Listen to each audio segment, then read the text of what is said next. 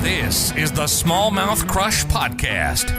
If you're a hardcore angler, you've come to the right place. This is a weekly podcast that will interview some of the top smallmouth bass anglers in North America. Travis and his guest will discuss what it takes to consistently catch big smallmouth, and you'll get a glimpse inside the mind of a trophy smallmouth angler. And now, here's your host of the Smallmouth Crush Podcast, Travis Manson. Yo, welcome to the Smallmouth Crush Podcast. My name is Travis Manson. Hope everybody's having a wonderful week. If you're into big smallmouth and you want to learn how to catch big smallmouth on a consistent basis, this is the podcast for you. We do weekly shows with some of the top smallmouth anglers in North America, and this week's guest is no different. Today I'm talking with Josh Douglas. He's a smallmouth hammer. And we're going to dive in deep, get inside the head of a smallmouth freak. So I'm looking forward to that. In the meantime, I got some exciting news. I'm going to give you guys a discount. So all the listeners right now, I'm going to give you a tackle discount. You head on over to The Real Shot, realshot.com, The Real Shot, The Real Shot. It's in the show notes. And you type in Smallmouth Crush 15. That's right, 15% off your order. And especially in this day and age, helping support local business, a small tackle store with a big selection of baits in Northeast Wisconsin. So I encourage you guys to check out The Real Shot. We're going to be bringing on our guest soon. We're going to be bringing on our guest in moments here. Yo! What's up, Travis? How you doing, dude? Good, man. Audio's great. You're looking good. I like this. I like it when it goes smooth right off the bat. Right on, dude. Thanks for having me on. Man, this is going to be awesome. I'm excited to learn. I want to get in your head, okay? Big smallmouth, that's what you do. I assume that's one of your passions when it comes to bass fishing is targeting smallmouth. And so if we could, can you give the listeners a little bit of background about yourself, kind of, where you're at right now as far as, I know you're up in Minnesota, right? Yes, sir. Yes, sir. Yeah. Born and raised here in Minnesota. Me and my wife Brie have moved around a little bit, Florida and Tennessee, to learn how to fish all across the country and stuff like that. But we make Mille Lacs Lake our home now. So, I fished the what it's called now, the MLF Pro Circuit, some of the Toyota Series stuff, and of course the Opens. And then I'm a guide up here on Lake Mille Lacs for smallmouth bass. Man, they're definitely my favorite. Wow. So that's awesome. Now, how long have you lived in the area, or like how long have you been guiding and fishing on that lake? Yeah, Mille Lacs probably. I've lived up here for 4 years now, and I lived in the city, Minneapolis, St. Paul, closer to Lake Minnetonka and stuff like that. But I guided from down there. I guided Lake Minnetonka, but then I would drive 2 hours north to Mille Lacs, sometimes daily, to guide up here until we finally moved up here. Sure. That's got to be awesome. So competing across the country now, you're going to run into some other smallmouth bodies of water, of course, the Great Lakes, and then you have the Tennessee River where there's some opportunities for smallmouth, a lot of bigger impoundments down south hold some big fish. Have you found a major difference between the northern smallmouth and the southern fish? Is there an adjustment? What have you learned from your experience that way? Oh yeah, man, they're totally different. I basically, for the most part, learned on the Mississippi River here. So there you got river smallmouth and northern river smallmouth, similar like you got from all the way through you and out east with those rivers. And then we have reef lakes. Your Great Lakes style fisheries. That's one. Where you got your reefs and your rock, and that's what you're looking for. Big bodies of water with big waves. I definitely find the smallmouths in the south to be a little bit more of a challenge. They're almost kind of a striper sometimes, depending on where you are. I think it's kind of exciting to see the Tennessee River is always been notorious for smallmouth, but every time I go there, I'm catching more and more, and they're bigger and bigger. But again, they're chasing gizzard shad just like the big largemouth are on those lakes. And places like Cherokee, awesome fishery. But different, they're shad orientated, where so much of the smallmouths that you and I are chasing up here are perch and goby and of course crawdad orientated. Right. I've never fished Mille Lacs before. Like I can't believe it. It's just growing up in Wisconsin, I've never had that opportunity. I just I was right next to Lake Michigan, the Bay of Green Bay, and and Lake Winnebago. And I don't know way back when, what was it known for smallmouth, say 10, 15 years ago, or is that something recent? Or walk me through the history of that lake.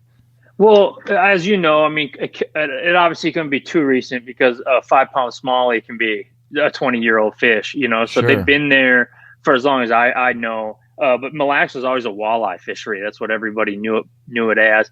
Truth of the matter is that anything that's in there is big. It's just very fertile lake. The muskies get giant. They just probably got pushed off from catching those big muskies here as the ice finally came in. But Mille Lacs on its whole, when I was growing up, and it was a walleye lake, and I remember coming up here doing some walleye fishing for fun. You're growing up, that's kind of what you do in Minnesota. And then I remember seeing people catching smallmouth and going, man, that's the coolest fish of my entire life, and just kind of chasing it. But it was, 10 years ago, it was a lot of 3-pounders and 4-pounders were your odd, were your big fish. But you could have 50 fish days, no problem. And then all of a sudden, those fish kind of turned to 4 or 5s and some 6s, So it got good. It is a really good lake, and it's big. It's not a lot different than Sturgeon Bay. It's not a lot different than Lake Erie. It fishes more like your Great Lakes. Fisheries than anything else, for sure. No grass, there's some growing wheat, sandgrass, stuff like that. But for the most part, it's no shad, no nothing like that. They're all eating hard crawdads and they're structure. eating perch. Okay. Yeah, a lot of rocks. Gobies in there or no? No. We do have, every 2-3 times a year, they'll spit up a sculpin. But they're native here. There's no gobies. It's not connected to the Great Lakes or nothing like that. So it's free of them. They're eating a lot of. We'd have rusty crawdads though, and big ones, and they like those a lot. Sure. Have you seen? I mean, obviously that lake has become much more popular in the bass fishing world, especially for guys that want to chase trophy smallmouth. Being on that lake on a regular basis, have you seen some of the pressure affect things, and how do you make those adjustments? If some of our listeners are looking at heading up there for the first time, what are some recommendations and things that you see based on some of the pressure? Maybe I'm wrong. I'm just curious if there is some more pressure in recent years. Yeah, definitely. I mean, it's definitely taken. Since Seth won it and blew the door open here real big on that AOI tournament they had a few years back, it's had a big bright light on it ever since. It takes pressure. Not a ton, I can't sit here and act like it does. I've been to Gunnersville before and watched them just beat the brakes off that lake. So, it's one thing is we're frozen for 6 months of the year. So they're pretty dang protected. The other thing is we're a far ways away in northern Minnesota. There's not a whole lot going there. It's not really a tournament lake per se. You don't hear it for big tournaments as a general rule of thumb. But this year, like everywhere I was at in the country, COVID, it got blasted, man. And a lot of that's up from the city. It's a cabin lake, walleyes, everything. Great for the sport. I'm not complaining about it at all. Great for the sport. But definitely it got beat up. But at the same time, it still pumps them out. I just got to tell you that smallmouth are biters. They want to bite. They're extremely smart. They're a lot, I know people catch them off the bed pretty early or pretty easy, but they're actually a very, very intelligent fish that sees really good. And they're there. Electronics show them to you. They haven't gone nowhere, but you just definitely got to switch up tactics and try to be throwing something new at them. I think that's what the best smallmouth fishermen are able to do, is figure out different ways to make those fish bite. Because they are smart. And again, you can't underestimate their eyesight, that they can see really, really well. Sure. That's interesting. You said it's you call it a cabin lake. So is there a lot of people that go up there on vacation and things like that as well that are non-anglers? So is there I guess pleasure boating traffic? Yeah, no, it's still, it's the crown jewel of Minnesota. It's got the big walleye statue on both sides of the lake when you drive around it. It's mostly cabin for the most part. You got some retired people that live up here. Sure. But for the most part, it's just cabin country, a bunch of little cabins that surround the lake. Okay. It's big, and she blows rough and tough. It's just a big bowl. So there ain't much for like lake or for like jet skis or none of that kind of stuff. Good. Well, that's a good thing. Yeah. No, it's a fisherman's lake, man. That's Sure. Now, that's you bring up another point here. We're dealing with fishing on a regular basis, guiding out there, big waves, okay? How do you go about planning your day when you're dealing with 20 plus mile an hour winds sometimes? Yeah, How does that affect things? We got to figure it out. I'm not just an ordinary guide for the lake. I shouldn't say that. I only, because of my tournament schedules and stuff, I only take out of state trips. So you got to come in from out of state to go out with me on the lake. We book pretty early, so that's always a thing, right? It's going to blow. The good thing is it's good in a full circle. So whichever direction the wind is blowing, we can usually get off on that side and hunker in and catch some fish and still get maybe, half mile off the shoreline. And it goes up and down. So there's generally plenty to fish, but I also guarantee 20 pounds. I mean, that's my thing. You don't fly into Mille Lacs to catch 16 pounds of smallmouth. You know what I mean? You come there to catch a 20-pound plus bag. So the wind can be a little bit gnarly. It can definitely keep us in 5% of the lake at times, but for the most part, we can usually figure out a way to get out on the water and make it happen. But of course, anytime you're fishing on dang near a Great Lake, you are going to have a blow day here or there that just, most people aren't doing 1-day trips, which is nice. They're doing 2-3 days. So we can usually make it up for it. But as far as a smallmouth angler is concerned, what would you say your strengths are when it comes to catching smallmouth, whether it be locating them or a specific technique? Where do you think you excel? What makes you so well-rounded across the country when it comes to catching smallmouth? Yeah, first I'm just obsessed with the damn fish, man. I like it. It's my I love largemouth. I love spots, bass in general, but the smallmouth's definitely got my heart. I understand it a lot more. I put in more time with it than any other fish.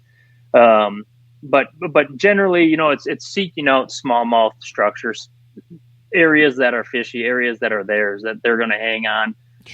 They like to hang in a neighborhood. They like to stay kind of tight, especially these up northern ones like that. Certain key rock areas are going to be better. You can have a big reef that goes for miles and miles and it's got rock all over it, but there's only key parts that are going to always have key fish there. Otherwise, you're guessing, you're moving around the lake. And we have to do that sometimes, chase them down, figure out where they're at. But for the most part, I think that's going to be that's going to be the biggest thing for me is just finding them and locating what it is that they want. From there, I like to power fish them. I have a spinning pole in my hand a whole bunch, but I still don't, I don't sissy stick them too hard, man. I really like to get at them. Here they got big crawdads. They're big fish, and you can throw big football jigs and stuff like that. Yeah, so that's the next question would be as far as you mentioned the forage, and it sounds like these crawfish, crayfish are pretty big there.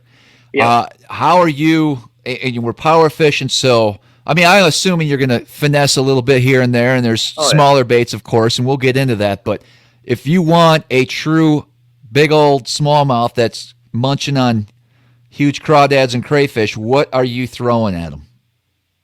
Like what you're talking about, like one bait type of thing? That's just so tough with the time of year. Obviously, in the spring because they're big in the spring. But I still am. Football jig is going to go a long way on Mille Lacs. They definitely like it, and I'd probably have to say that or a Ned rig. But I still am going to power fish a Ned rig. I'm fishing it a little heavier, 3/4, quarter ounce stuff. But again, it's all just kind of times a year. But the Ned rig is the one that I can catch a big fish, 365 days or a tube. That's a tough question, Travis. I couldn't ask you that question. You couldn't answer it. You couldn't. Right. You couldn't give me just one, could you? Right. Well, it's a little early in the podcast here, but I always ask somebody this question, and let's get it out right now. If you could have one bait for the rest of your life to catch smallmouth on, what would that bait be? Yeah, that's one bait. I would have told you 2 years ago a tube. Now it'd probably be a Ned rig. And only because mostly when it comes to bed fishing, then I have more control over how the Ned rig falls than I do. A tube's like a fumbled football. And goes everywhere. But it's just versatile, so I can fish it 40 feet. I can fish it in half a foot of water. So I'd probably go with the Ned rig. All right, we're going to go one step further. Color.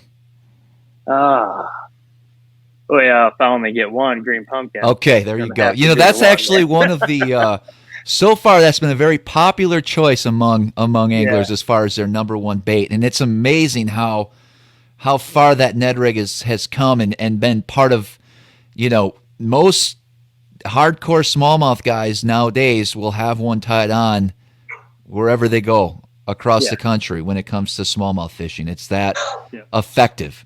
And No, 100%. it's crazy. It's crazy. As far as I want to talk about some of the weaknesses now. Everyone's got a weakness when it comes to smallmouth fishing and some areas of improvements. What are some things that you think you may not have as much experience in, whether it be a body of water, a certain type of body of water, or a technique that you know works, you just haven't used or explored it as much as you would like to? Yeah. Current smallies, I get it. I totally do. I've fished them. I've even won some local tournaments targeting them. But Sure. you need to be even better than that to be really good at following along with their progression as they migrate through those river systems. How they Sure. can be in one. Talk about a true ghost fish is that style fish. So that is one for me. I like to know where they are. You know what I mean? Like I can figure out where they're going to be, and they're going to be there, and figure out what I got to do to make them bite. The ones that like to move around a lot on me are a little tougher. And then you could take that one step bigger with like a lake like St. Clair.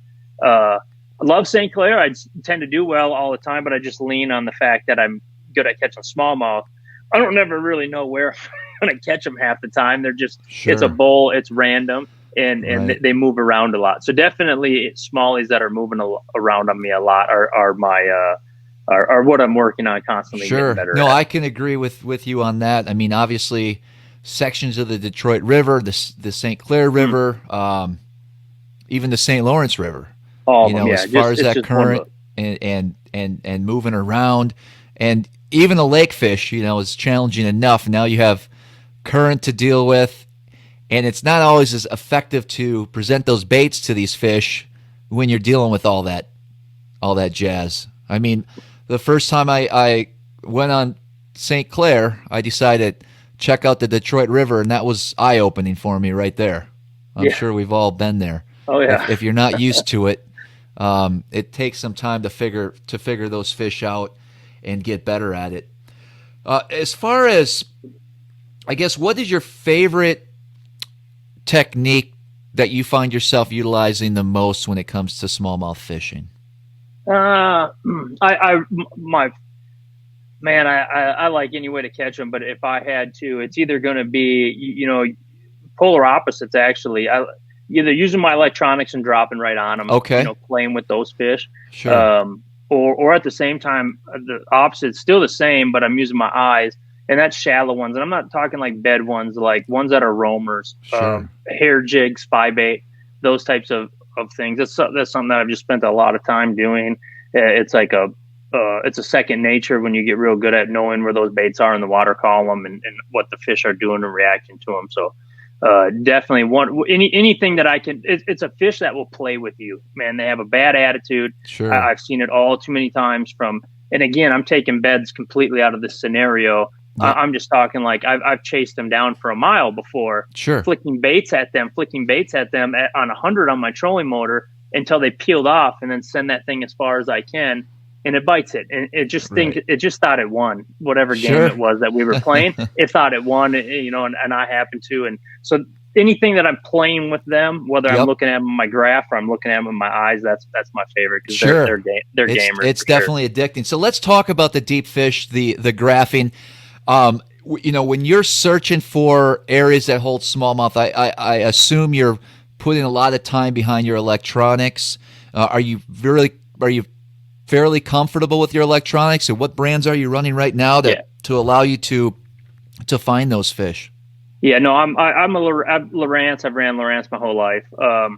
I'm very confident in them. As a matter of fact, once you kind of figure out what it is that they're relating, what they're sitting on, I'll use that to tell me a lot. Now, smallies are good. They can get on the rocks, you know what I mean? And you can't Sure. necessarily pick them out on your graph. Okay. But with either sonar or live technology, you can get them to separate from the rocks and see where they're at just by finding what looks real fishy. And it can come alive, man. You might not see a fish down there. There can be 50 of them. So Right. definitely, true. running Lowrance and using my electronics to look for rocks, look for little seams. A lot of these glacier lakes, they have like cuts in the rock. Mhm. And I don't know if that's from like when the glaciers were melting for years and years and years, and if they cut little streams as they were melting through the rock. I don't know. That's what kind of what I think it is or whatever. Sure. But it has those little and they like those. And trying to isolate and figure that kind of stuff out. Your electronics are huge. Sure. So once you find them, you graph sometimes, probably I imagine for hours. You come across some, you want to catch a few. What would be your setup for a presentation, a drop shot with them? What size as far as length of the rod, the line setup? Can you kind of walk me through that when it comes to drop shot? And then of course I want to talk some of the baits that you really have some high confidence in as well. Yeah, so a drop shot, if it's gonna be drop, I'm a Shimano G Loomis. Generally, I'm using that Accents from Shimano. It's a reel that I really, really like. High quality. You can't ever complain about anything. Shimano NRX drop shot rod. Open water. If we're dealing with open water smallmouth like we are on these Great Lakes types of fisheries, there's really nothing for them to get to. So anything that's just going to keep them on during the duration of the fight. And I'm a 4,000 reel guy. I know some people, my Canadian brothers, fight with me on that one all the time, but I like the big 4,000 reels. Sure. Braid to fluoro on, I think, every spinning combo. And then, definitely, a little drop shot setup. I'm either got a little tiny swim bait on there or jackal, crosstail shad, or wacky Cinco, something, whatever. Sure. That's the thing about them. Like, I have so many different smallmouth baits that I have to carry, and they have such attitudes, and that's something that you really see when they're shallow. You can figure it out. One thing you throw at them and this scares them. The next thing you throw at them, that scares them. Then the next thing they start following it. And when you're out deep with live technology now, you can see that same reaction that those fish are giving you off your baits. And I'll usually just pretty quick throw a few things at them that I got confidence to see which one they're liking the best, and then roll with it that day. But they are different every single day. They truly are. Sure. I'm curious. You mentioned a small swim bait on a drop shot, which is extremely effective. Are you using that more in current, or even if there wasn't current, are you I guess, are you working that bait? Are you putting some movement in, or is it more of a dead stick, kind of a different way? Because a lot of people, when they think of swim bait, they think of continuously moving, and some people may not have thought of throwing it on a drop shot, which definitely is effective. What are your thoughts on or reason behind that I guess that small swim bait as far as a bait? Yeah, I'll use it in current some. But definitely, a lot of times that you get your bite on a swim bait on the fall for me. So, and on lakes that they're keyed in on shad, that's another big one. As long as they're keyed in on bait fish and they're looking up, then they're going to like it a lot, and it just, a lot of times, you figure you cast it out there and it falls and that tail's to the bottom. And then all of a sudden your line's just walking away from you so often. But again, anything that I'm dragging, it's just got a little bit of an action to it. So if it's something that they want action to, a swim bait will definitely catch them just like it will on a jig head. Sure. So you mentioned the shallow bite. I get excited about this because it's one of my favorite ways. It reminds me of hunting. You're hunting that big 5-6 pounder. You can see, the size of that fish for the most part before he even bites, and you're hunting them. Just like you said, you tracked fish down for a couple 100 yards before until they bite.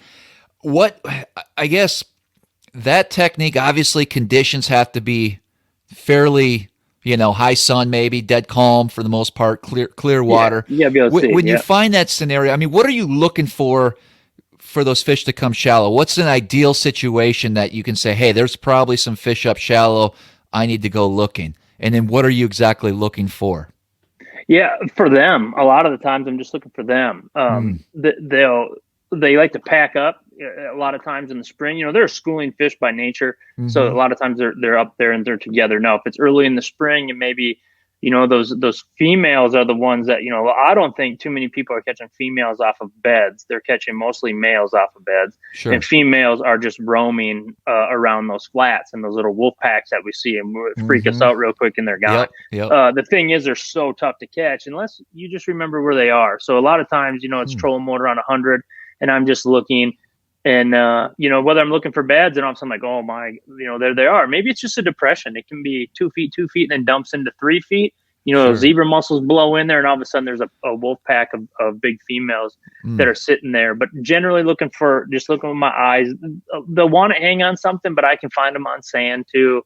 They're just up there because it's warm. But the one thing is once you've seen them, they've seen you. Sure. You're probably not going to get them to bite if you're on any kind of a tournament lake at all. Right. But if you just, save a waypoint on that random sand spot you're at, there's generally a reason they're there, and you can turn back around, come back in a half hour. Okay. Maybe throw that spy bait at them from a long ways away and start catching those fish. Sure, that makes sense. So if you find some fish and they scatter, don't get frustrated. Just remember where that spot is. Circle back, and realistically, they could be utilizing that area for weeks. Through the different whether it be a pre-spawn, spawn, post-spawn scenario, where you could definitely catch them time in and time again if you got that 100%. secret little deal going on. That's right. That's awesome, man. I love it. Yeah. What bait of choice? Let's talk sight fishing. Middle of the summer, clear bodies of water. You'll get some fish that come up. Their main objectives to eat. That's why they're up there. They're hunting. What bait are you going to pick up? Probably more than anything to target those fish. Is it a hair jig? Is it a net? Is it a tube? In the spring, I'd probably throw a hair jig. Okay. The spy bait's good. It's got the same drop power, but I'm going to lose more of them than I will on the hair jig. So I'll probably throw a hair jig a lot, as long as my water's clean. And a lot of times for us in the spring, there's gunk on the rocks. Sure. The ice is melted off, and that rocks has like a algae. So I'm sure you could throw something on the bottom and get bit, but it gets covered up. So something that keeps right off the top like that. And it's got drop power. It catches big ones. And again, I mentioned this earlier, but a lot of, the biggest thing I see mistake people make when it comes to smallmouth fishing, especially when you're talking shallow ones, is how good they can see. It's amazing. If anyone's ever towed a hair jig behind a boat at 1.5 miles, 1.2 miles per hour in 10 feet of water, you'd be amazed at how big a fish can see that little tiny black thing just come flying through the water column. Sure. And that's a forage too. We didn't talk about yet is mayflies in any of the hatches. Yeah. The bug hatches are huge on these kind of lakes up north.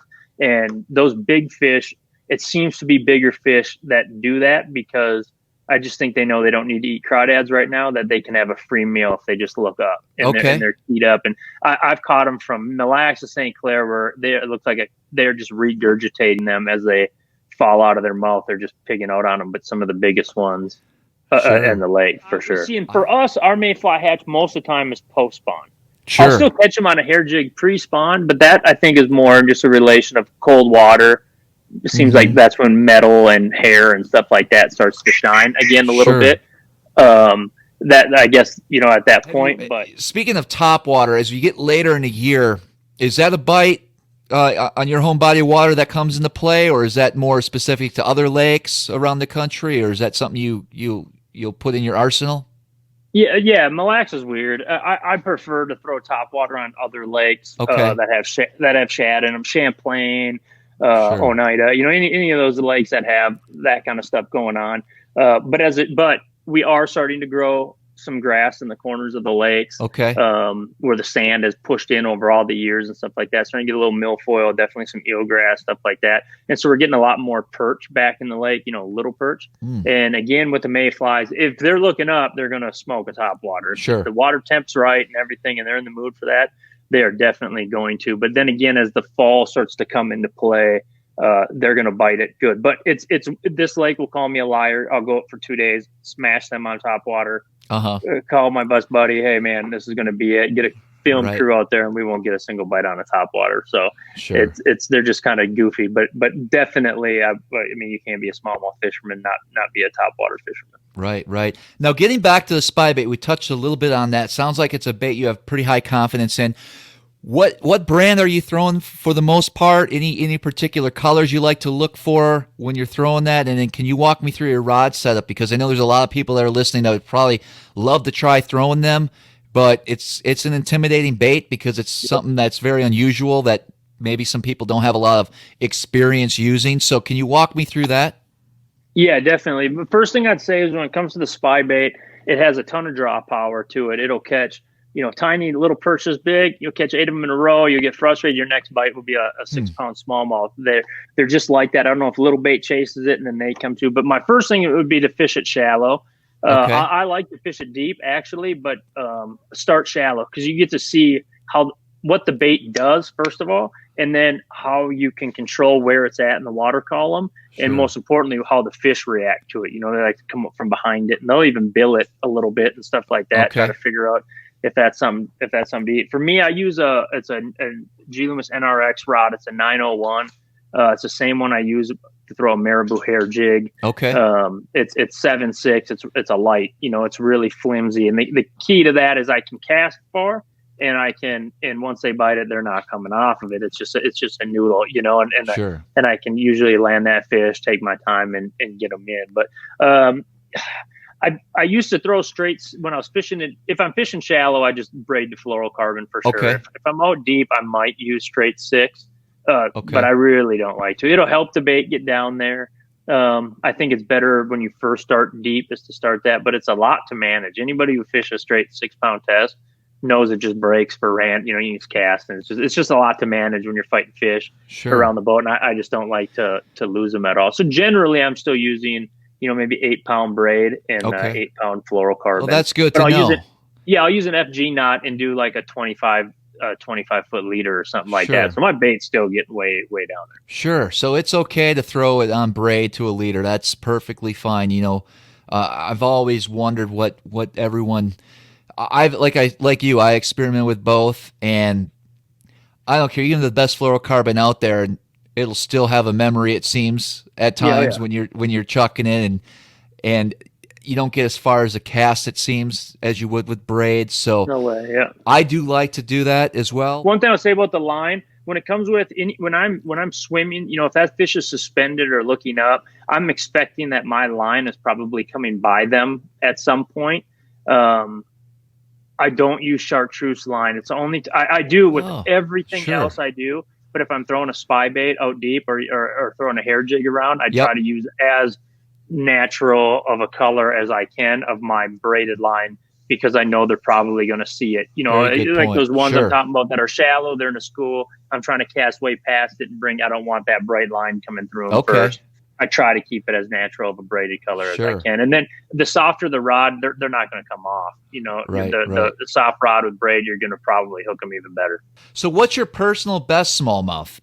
Yeah, it's my personal best is 6'9", and came off of Mille Lacs. It came off of Mille Lacs. Yep. Sure. It was like October 1st. Okay, so it was kind of a, I guess, well, was it cold out? Was it transition? Was it fall? Yeah, it was transitioning. You know, October for here, end of September, they start getting in that fall mode. They start getting out deep. And then October comes, and they'll go up and down. One day they're in 2 feet, next day they're out in 20, but they're moving all over the place. Biggest thing is they're just eating everywhere on the lake. They're getting ready for winter. So this one wasn't that deep. It was in 10 feet, and I actually caught it on a biffle head. Okay. Like a biffle style head, with just a craw imitating bait on the back. All right. So one thing I want to ask you is fishing down south. Now you've been on tour. You go to some of those smallmouth lakes. What's your favorite technique for a southern smallmouth fishery? Yeah, they're definitely for the most part bait fish orientated, and they're using their eyes as a strength. Those big impoundments are still just rivers, as you know. So they're very current orientated. Still, so again, same type of deal. You know, you find the bait, you find the right current spots, you find ambush points. The smallmouths are going to be there for sure. But they're, for the most part, you know, I'm sure I kind of get a little bit more good old boy on them when I'm down there. You know, I might be willing to throw a jig at bluff walls or something like that. But I would say a jerk bait is going to be a big one. Of course, when you're dealing with shad and Alabama rig, if you can throw it, is going to be a one. But a jerk bait, I think you can throw at a smallmouth 365 days a year if the lake doesn't freeze. Just because they use their eyes a lot and they're chasing shad. So I'd probably do something like that. And then it's just different. You know, I'm not off in la land looking for irregularities and looking for hidden stuff and isolated stuff or hard drops. You know, I'm more fishing ledges. So some of my favorites there would be, you know, crankbaits are going to catch them really good.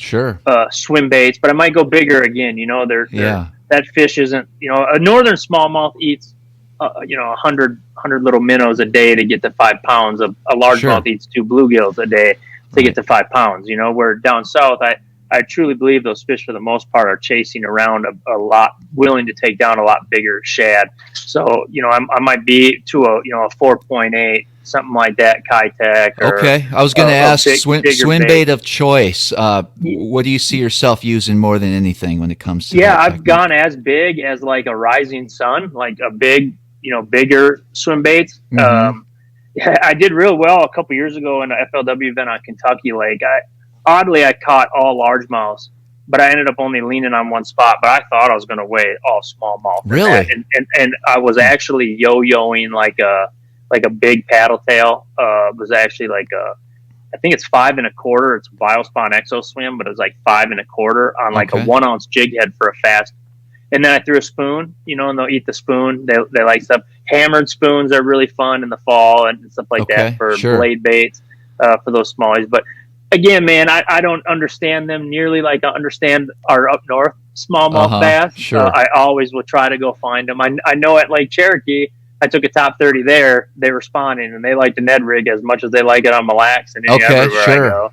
Sure. So in that situation, they were pretty much the same. But once they get away from the bank, and they get out, it's just different. If it's current, if you got current, I would get to it. I would get in the current and look at that's naturally what that fish wants. Sure. And if you don't, then maybe you're looking at lakes like Lake Cherokee or some of those highland lakes, like the other big one, Dale Hollow and stuff like that. And then you can get back to some deep rock, but I'd still probably be fishing a lot of shaddy type stuff. Sure. Well, this was some really good information. I know a lot of our listeners are going to appreciate all this. So what do you think separates, some top anglers when it comes to smallmouth fishing across the country to be a consistent hammer when it comes to finding and catching smallmouth? What is their mindset? What, as far as how do you relate to that? What do you consider like the reason why you're so successful catching these smallmouth and what separates the average guy, or even, there's a lot of good sticks on tour that may have a hard time dealing with smallmouth when they're really good, but they just, what is that missing piece that all these anglers are searching for to make them better? Yeah. First, the ones, and you relate, you're a smallmouth hammer. I've watched you for a long time. You got a lot of smallmouth hardware. But you're obsessed with that fish. Sure. Like I am, man. It's just a fish that I'm obsessed with. At the end of the day, that's the one that I want to catch the most. So that's going to be a big one. Okay. Being able to handle big northern elements is another one. It gets really cold here, and sometimes that's when they're biting the best. Right. Big waves, that eliminates half your field right there. They don't even want to deal with the waves, whether it's the boat ride going out there, or whether it's the stomach sickness they might get rolling in them. But for me, I'm just like, love that stuff, man. Like, right.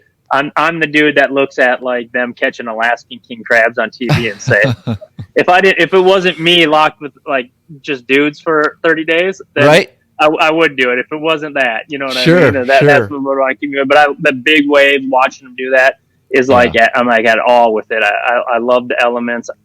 I feel like a smallmouth fisherman when it's 3-4 footers out there. That's when true. I want to be out there and rocking around. And you got to like wearing bibs, man. You got to having bibs on all summer long, that's right? One. That gives me an advantage big time. But at the end of the day, it's an attitude that fish has, and if you learn that about them, you can always find something that will trigger them to bite. It's rarely will they not. It's something we have to do to make them bite, and that's what I think a lot of good smallmouth fishermen are doing. And then of course you got to be good with the spin and pull. If you don't have as many spin and pulls as you do bait casters, then you're just already out of your element. Right? No, I totally agree. I totally agree. Well, listen, I really appreciate you coming on and dropping these nuggets of information on everybody. This was awesome. How can folks find you and learn a little bit more about, obviously your guide service, things like that on social media? What's a good way to check all that out? Yeah, man, thanks for asking. And, dude, seriously, thanks for having me on, dude. Sure. Halfway humbled you had me on in the first place when you're talking about smallmouth hammers across the country. So thank you. As far as getting in touch with me, it all starts at the website, joshdouglasfishing.com. And then all of my tags on Instagram, Facebook, and YouTube are Josh Douglas Fishing. You can find me there. And Bree, my wife, she travels with me full time. We pump out videos on the regular. When I started this, getting a fishing show one day was kind of my deal. Didn't realize that we were going to turn into a YouTube society. So now kind of all just kind of works out on its own. So definitely try to put awesome content out there, and we ain't shying away with, telling you how to catch them. That's for sure. So any of my stuff, man, Josh Douglas Fishing, you can definitely find me. Well, good luck in the future, man. I look forward to following you. And as always, you're welcome back. I hope everybody enjoyed the show. Dude, thanks for having me, man. All right. Awesome.